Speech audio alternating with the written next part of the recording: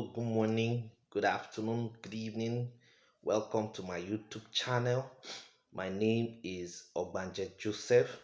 Please subscribe to the YouTube channel, share and like.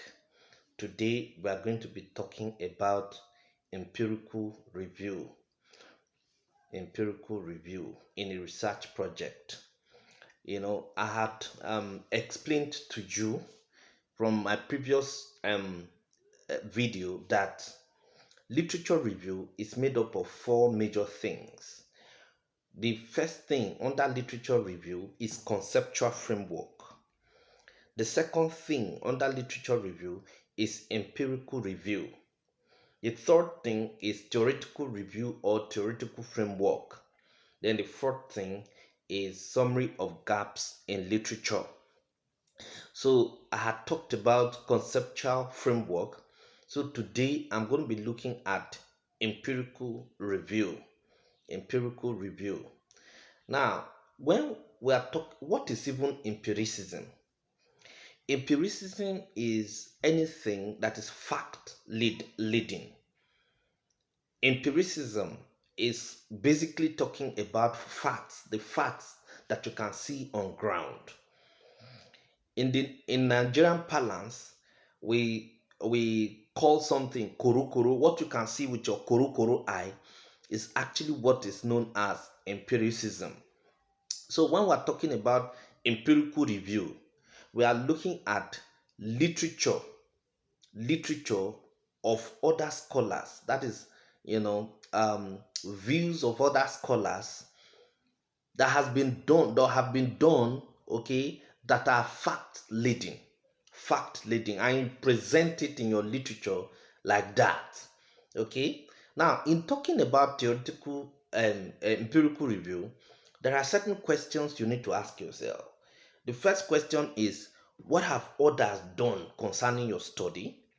The second question is, what studies already conducted related to your work? Okay, so under this you bring a bit of empirical evidence, properly documenting the researcher's location, sample size, finding, as well as recommendations. So how do you present it? For example, if Yahaya wrote a book in 2010, and then in the book, he talked about ASU strike, okay, and he used the particular university, for example, let's say University of Nigeria, Nsukka, and then used a sample of 400 using Taro Yamani formula, and also his findings are there. His findings are that ASU strike actually affects a number of students, okay, academically negatively, okay, and then he recommended that you know that Nigerian universities should be fully privatized, so that it can actually be self-funding now, or self-funded. Now, what are we talking about? What we're talking about is that, in your literature, you are going to actually present, okay, you will present the year of publication, you are going to present the location of the study, you are going to bring in the sample size. In fact, you actually bring in the sample size. Also talks about the methodology of the work. You understand? You can even bring in the theoretical framework that was used, and of course the findings and recommendations. So under your empirical review, you can say um, um, Akogu 2009 in his work so and so, using the sample size, using the sample size of so and so, okay, and adopting so and so methodology, found that so and so happened, and recommended that so and so should actually be done. Now, having done that, you have actually done what is known as empirical review. Don't forget that The references must not be too old. Ideally, references should not be beyond a decade. It should not be more than 10 years. Okay, it should not be more than 10 years. So, when we're talking about empirical review, we are looking at, you know, um, the ideas of scholars from facts that they have presented, and then you are actually using those facts in your research work. Okay, now empirical review is 2.2.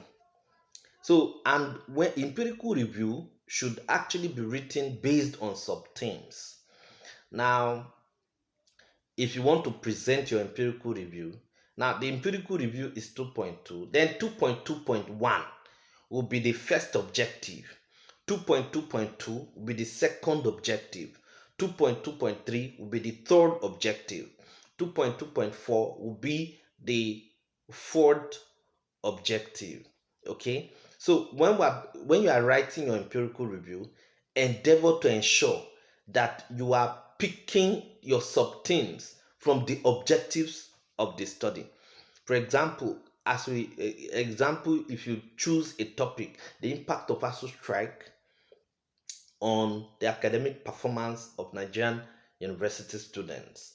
Okay, if you now say, okay, your objective one is Power off. to examine the impact of ASU strike on the performance of, on the academic performance of students in Nigerian university. Now, your empirical review 2.2.1 will be the impact. So you see that the objective is talking about to examine the impact. Now, under this, you are going to turn the objective to a topic now. So instead of saying to examine the impact of ASU strike on academic performance of Nigerian students in Nigerian university, what you're now going to say is to no, you change it to topic and you say the impact of ASU strike on academic performance of Nigerian students in Nigerian universities. Okay, so that is number one. Okay, if number two objective is to analyze the challenges of ASU strike on the academics, okay, or on the academic activities of Nigerian universities, you can now change that objective to topic here. And how do you change it to topic? You are going to say, you know, the challenges, okay, the challenges of ASU strike on the academic activities of uh, of Nigerian universities. Now, having said that, you have actually done what is known as empirical review. Don't forget, I've just told you that empiricism is about facts. It's about, it's about the things that you can touch, the things that you can see, in reality. Okay, empiricism and realism are almost the same. In fact, they are the same thing. Okay, so when you are talking about an empirical study, you're talking about study that is actually fact laden. Okay, so you now bring in those facts into your research work.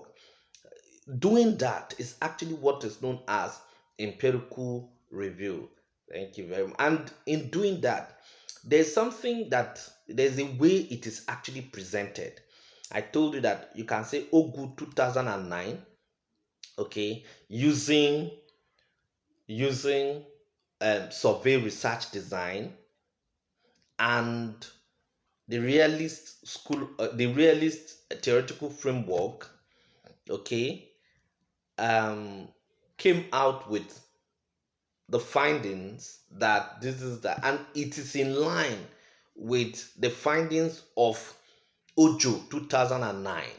All of that you are doing is actually what is known as empirical review.